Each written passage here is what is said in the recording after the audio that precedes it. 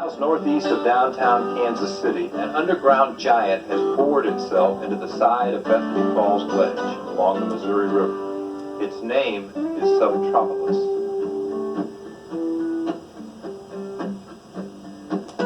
Hello, I'm Bill Kalahurka for Kansas City Crossroads. For more than 50 years, Kansas Cityans have picked away at this hard limestone and carved out the world's, that's right, the world's largest underground industrial park. The original reels of Gone with the Wind are stored here, as are the original MASH episodes, and there's room for plenty more. You could fit 35 Arrowhead stadiums in this place. But this subterraneous wonder as it exists today was really an afterthought. The original miners of Bethany Falls were more interested in what they could take out than what they put in. The beginning stages of underground real estate development started in the early 1930s. There was an asphalt paving company called Midwest Pre-Code. They needed crushed stone for their mining operation to create asphalt.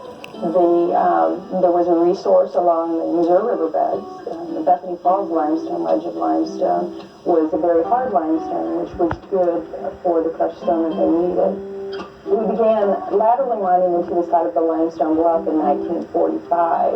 When the initial mining started, they had no concept of using the space for secondary usage in later years. It wasn't until 1964 that the underground storage idea began to emerge. Miners changed from a random method of mining to a room and pillar method, creating a future that was wide open. It's amazing to imagine that from a limestone crushing operation, the facility has grown to approximately 10 million square feet of developed space, with 4.5 million square feet of space available for leasing. Every day is a near perfect day underground. Subtropolis naturally stays between 65 and 72 degrees, ideal for storage. If you are a stamp collector, then your stamps would be distributed from this facility. They have approximately 300,000 square feet where they store collector stamps and distribute them. We also have a wide assortment of food products. Again, because of the temperature and humidity control, it makes it ideal for storage of candy, frozen products, dried canned goods. 45 companies make Subtropolis their home, and approximately 1,300 people drive into the underground every day to work. Little did the first miners of limestone here realize that they were paving the way to such a prosperous future under the surface of Bethany Falls. For Kansas City Crossroads, I'm Bill Kalahurka.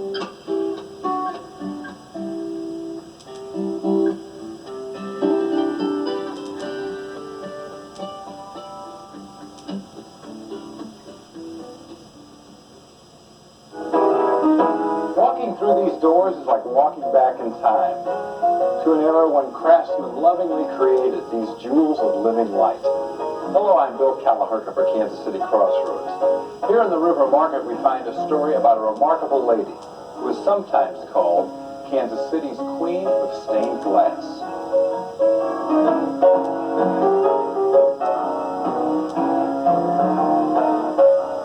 It all started innocently enough when the Meyerhoffs were looking for ways to decorate their authentic German restaurants. We knew we needed stained glass, and we found that there was lots of stained glass in and around Kansas City. They often found the stained glass in buildings destined for the wrecking ball, so Mrs. Meyerhoff set out on a rescue mission. We want to rescue all that we can because they are treasures, and you can never find them elsewhere because they came from the finest old churches and the most beautiful homes in this part of the country. Even though she is no longer in the restaurant business, Mrs. Meyerhoff has transformed her passion for rescuing stained glass into what is perhaps the largest collection in the country. As you see, there's very little room to even put more things, so I have another warehouse because I have so many that I'm rescuing and treasuring. They're just like my children. When Mrs. Meyerhoff adopted her children, she often found them covered with years of dirt and dust. So she set about learning the art of stained glass restoration. We have learned by finding very old artists that worked on them 50 or 60 years ago. What Mrs. Meyerhoff learned, she passed on to her daughter, and she passed on what she had learned to her husband. Sometimes finding just the right piece of glass takes some time. We have hundreds of old windows, and so we take and save every piece of glass that we have, and then it's just a process of going through with a light box and various glass until you come to something that is the same or that is close as possible. When the restoration work is complete, the windows are ready to catch the light as the sun moves across the sky from dawn toward dusk. They have many different facets of the glass, and it's different times of the day. They are really treasures because there's nothing else that gives the wonderful rays and tells a story. It tells the story of its time.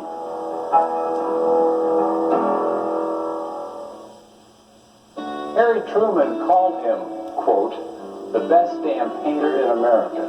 Thomas Hart Benton and his expansive murals taught us something about ourselves. Hello, I'm Bill Kalahurka for Kansas City Crossroads. His style was distinctly Benton, straightforward, colorful, and sometimes brutally honest.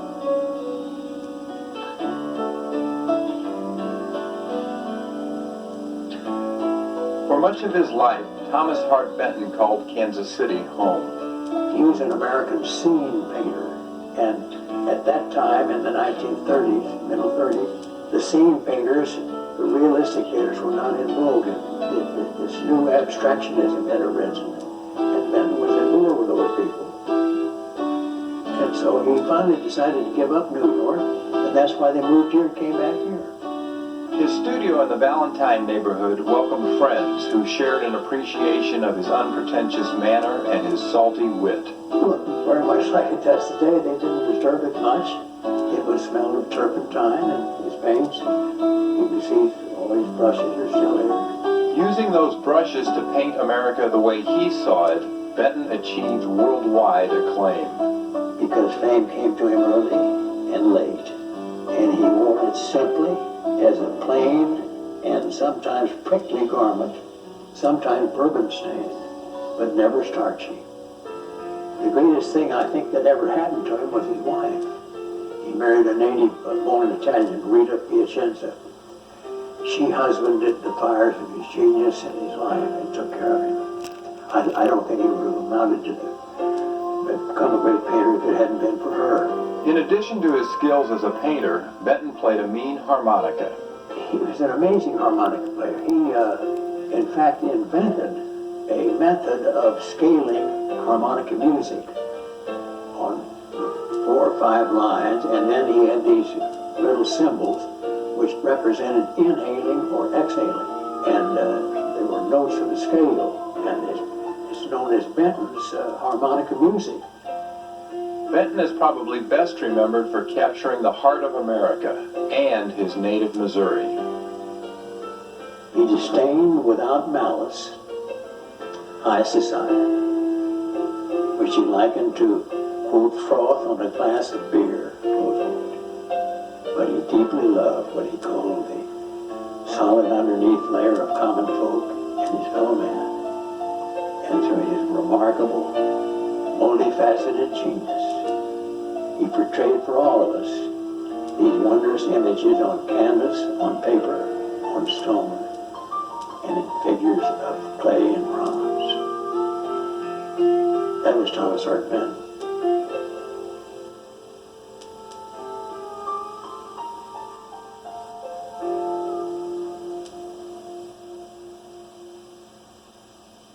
If you were to name the great architects of Kansas City's prosperity, you would have to include Robert Alexander Long.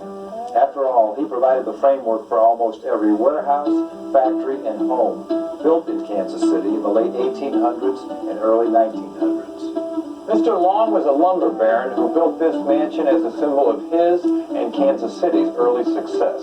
Hello, I'm Bill Kalahurka for Kansas City Crossroads. Today it stands as a monument to history, thanks to a lady by the name of Olive Hoggins, who used a flashlight to see the mansion through the dark days of the Great Depression.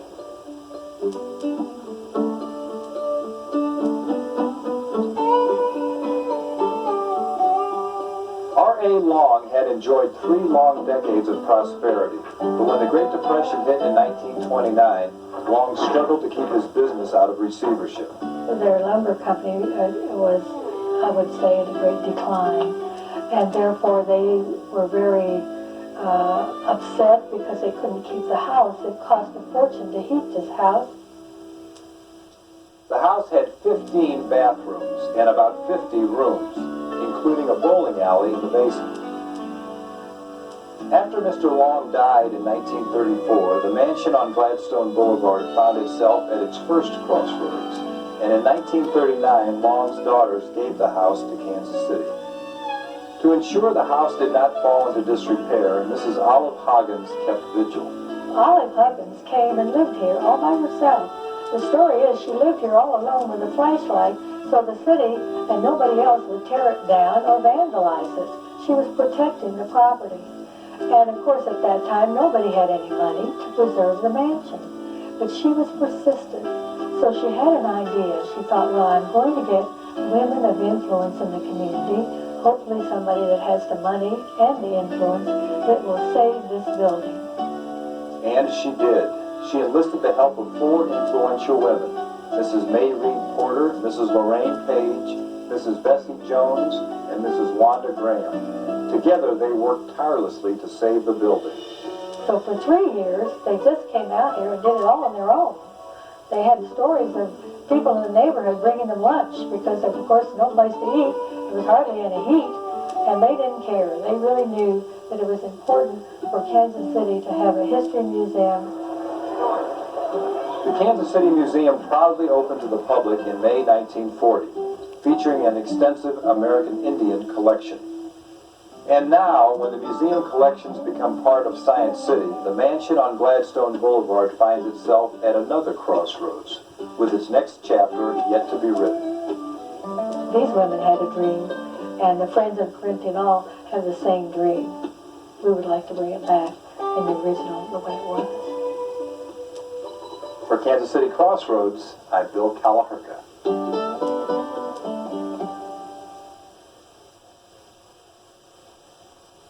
Few names across the landscape of Kansas City history stir more raw emotion, both positive and negative, than the name Tom Pendergast. From 1910 to 1939, the name Pendergast was synonymous with power, influence, and corruption. Hello, I'm Bill Kalahurka. Today we explore a crossroads in Kansas City history created by a single man and uncover the mystique of Pendergast prosperity and how the secret of his power was found in the color of the ink in his pen. In 1910, a 38-year-old Tom Pendergast was getting his first real taste of politics as a newly elected city councilman. He was following the same career path as his older brother Jim, something he had been doing since he was 18 years old, first as a deputy constable and later a saloon owner on 12th Street. But Pendergast's term on the council was short-lived, by his own design, as most things were. He retired from elected office in 1915 to head the Jackson Democratic Club, where his power and influence really began to grow. Tom Pendergast, beginning in 1928, on Tuesday, Thursday, and Saturday mornings, would meet the public who wished to talk with him at the headquarters of the Jackson Democratic Club.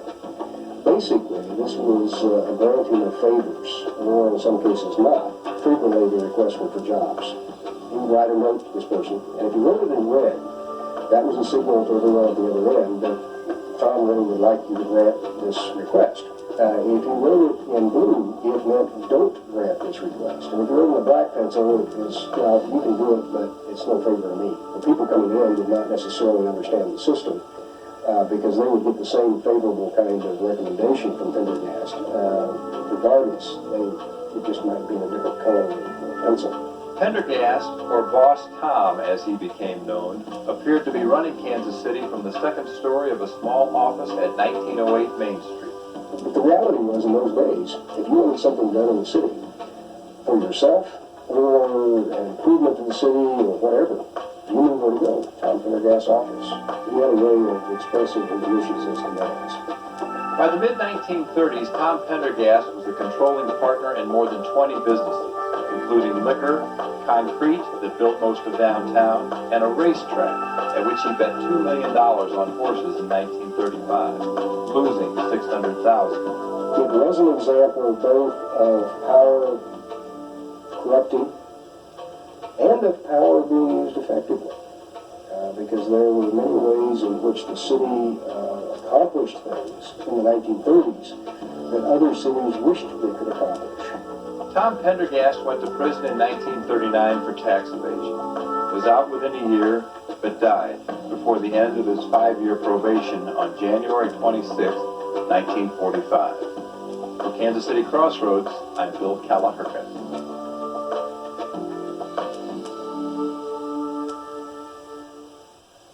A remarkable Kansas City woman named Hazel Hedges Rollins had a flair for pulling strings.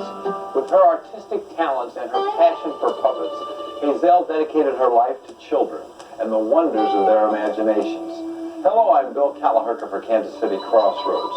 Hazel transformed this synagogue on Admiral Boulevard into the largest production facility in the world for the making of puppets and marionettes.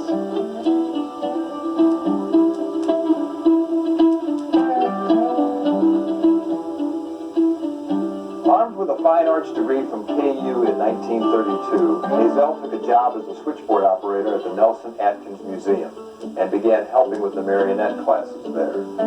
At the same time, she started making marionettes, first for the Boy Next Door, and then for the Brookside Toy Store and Emory Bird Thayer. After a visit to the New York Toy Fair in 1935, Hazel returned with orders from all over the country, and she knew she was in business. It had been in the recreation room of their home, and her father was getting concerned that they were running a business out of a home, and he didn't want to do that, so he thought she ought to find a place to set this business up. Over the years, Hazel set up business at various locations in Kansas City, finally settling on Admiral Boulevard. By this time, she was producing 1,000 puppets a week. In fact, her first puppets were hand-carved wooden heads. But later they went to a lacquer. It was a sodium silicate wood paste combination, and then it was dipped in lacquer, which was very time-consuming. Hours, a day for it to dry. Even though production processes improved over the years, the making of puppets and marionettes was always labor-intensive, because much of it was done by hand. So then after the war, when plastics came along, they were able to go to this tenite, they called it. It was an early type of plastic. And so, it made a more interesting looking puppet, more durable. The popularity of Hazel's puppets and marionettes soared. People had theaters in their home. This was kind of like the TV, only you had a theater. And children would perform things. As soon as television came along, they shifted the marionettes to television, and Howdy Doody was popular, and Sherry Lewis. The purpose of puppets was always to spark children's imagination. I think she truly liked children, and I think she loved the marionettes. Hazel and her husband Woody retired in 1975 and sold the business. During its peak, Hazel's produced up to 250,000 puppets and marionettes each year, and more than 300 different designs. But Tito the Clown was always the perennial favorite. For Kansas City Crossroads, I'm Bill Kalahurka.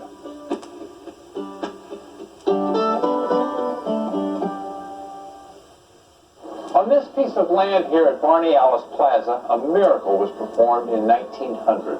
Not by any cosmic force, but you could call it spiritual. Citizens at the time called it the spirit of Kansas City. Hello, I'm Bill Kalahurka. Today on Kansas City Crossroads, an extraordinary display of determination by a young Kansas City that was dubbed the 90-Day Miracle.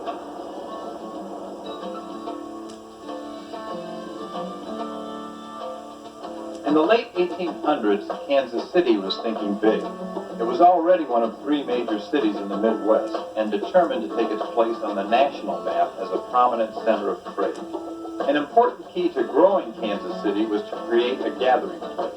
I believe it was in 1893, William Rockwell Nelson started promoting the need for having a convention center, which would allow the city to have large groups of people, large shows, and things that would benefit Kansas City and the whole area. And the whole area got behind the effort. On December 2nd, 1897, with a $100,000 budget, Kansas City decided to build a convention center. 14 months and $225,000 later, Kansas City's convention center opened, and no one seemed to mind that it cost more than double the original budget. And plans were already in place for the center to host its first major event, the Democratic National Convention of 1900. But about 1 p.m. on April 4th, 1900, 3 months before Kansas City was to host the nation, the unthinkable happened. Kansas City's brand new convention center was on fire, and in no time, 6 years of dreaming, planning, and building was reduced to a smoldering pile of rubble. The city was devastated, but not down. The whole city pulled together and got the railroads, all of the unions that were in existence at that time, the working unions, to construct this convention center, all made it a big priority to have this center finished because everyone felt it was so important for Kansas City and for the area at that time to have this very important event happen in Kansas City. In 3 short months, with crews working around the clock, Kansas City rebuilt its convention center. The slogan, Kansas City Spirit, arose from the efforts of everyone. All of the population of the city at that time were involved in having this wonderful convention center completed. And on July the 4th, 1900, indeed, the convention center was open. Kansas City had pulled off a miracle in front of a national audience, solidifying Missouri's stature as the show-me state.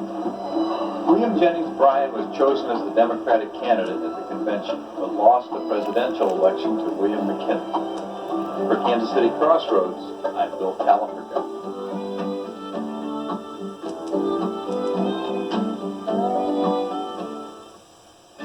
Hello, I'm Bill Kalahurka for Kansas City Crossroads. On July 11, 1879, Edward Harry Kelly was born with a song in his heart. He spent all of his 75 years in Kansas City, putting our town's life and times to music. He predated jazz, cutting his musical teeth on marches. But as he matured as a composer and performer, his music grew more offbeat. Ragged time, they called it. People loved it. Not just here in Kansas City, but around the world.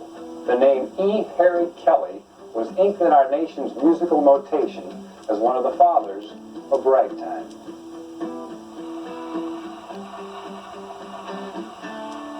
Music before ragtime was pretty much on the beat. Every note was on the beat. Ragtime went and that was different. That was something people hadn't heard. And that's what made it popular. E. Harry Kelly was born in the cradle of ragtime. Kansas City kind of sat in the middle of the cradle of ragtime, from Sedalia to Joplin, St. Joe, Lawrence. And Kansas City, being the largest city in there, had the biggest music publishing company. E. Harry Kelly had the first ragtime hit to come out of Kansas City. His rag Peaceful Henry was the first big hit. That was 1901.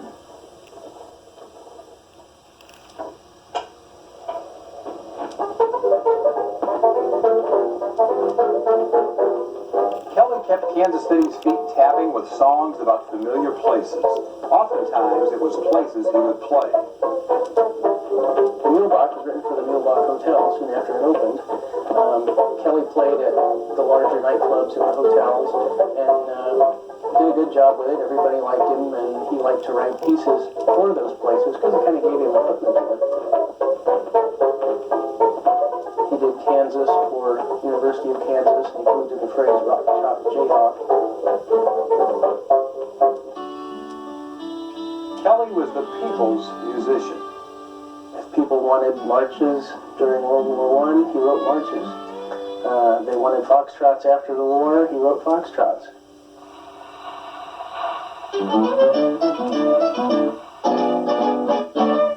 While other musicians got popular and left Kansas City, he stayed, and I think he was appreciated for that.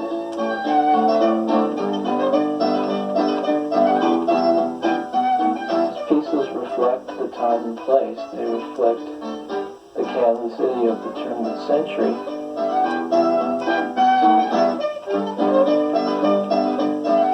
For Kansas City Crossroads, I'm Bill Kalahurka.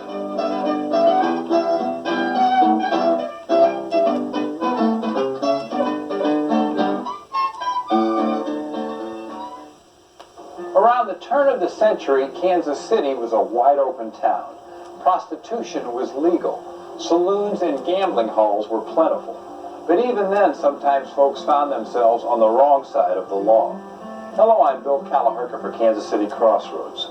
Those undesirables often found their way here to 21st and Vine, the site of Kansas City's municipal workhouse, a minimum security correctional facility designed for those convicted of minor offenses. But it wasn't long before city reformers developed the premise that those in trouble could be rehabilitated through hard work and the learning of a trade.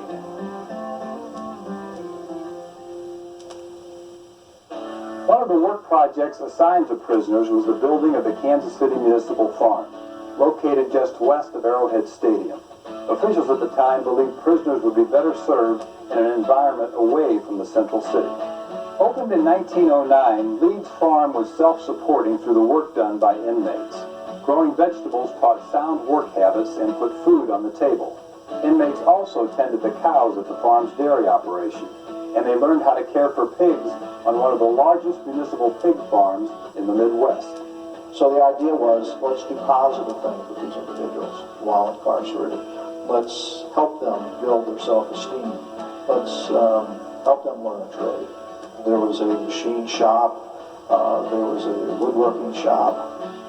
There were a number of activities that were provided then as a means for someone to maybe, even if they're only here for 30, 60, or 90 days, to develop a trade or develop an interest in a particular trade. That was part of the rehabilitation process then, as it is today. Officials in Kansas City were optimistic that rehabilitation actually was possible. It was a concept considered quite revolutionary for its time, attracting visitors from all over the country to Leeds Farm. The time of the past was, I think, truly looking at this idea of rehabilitation, the idea that people were not supposed to be sent to prison to be punished. The idea was they were sent there as punishment. That concept is probably much more cutting edge than we might imagine. Many reformers believe the cell does things to prisoners, but the farm does things for them. Through hard work, Leeds inmates earned privileges such as using the library or attending movies and religious services. Good behavior and demonstration of a good work ethic proved beneficial during hearings before the parole board and led to an early release. There are far too many people in jail. I don't know what the end of that is going to be. It's something that we don't have any direct control of, but maybe some indirect control of. The issue of more than 100 years ago, should jail be for punishment or rehabilitation, is still locked up in debate. For Kansas City Crossroads, I'm Bill Kalahurka.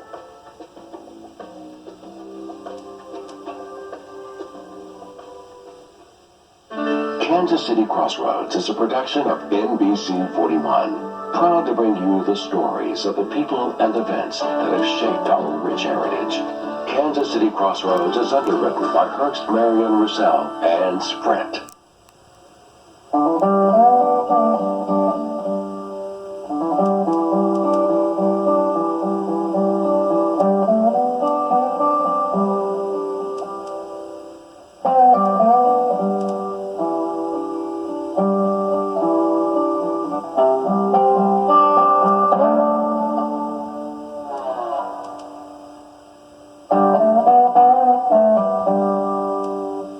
41.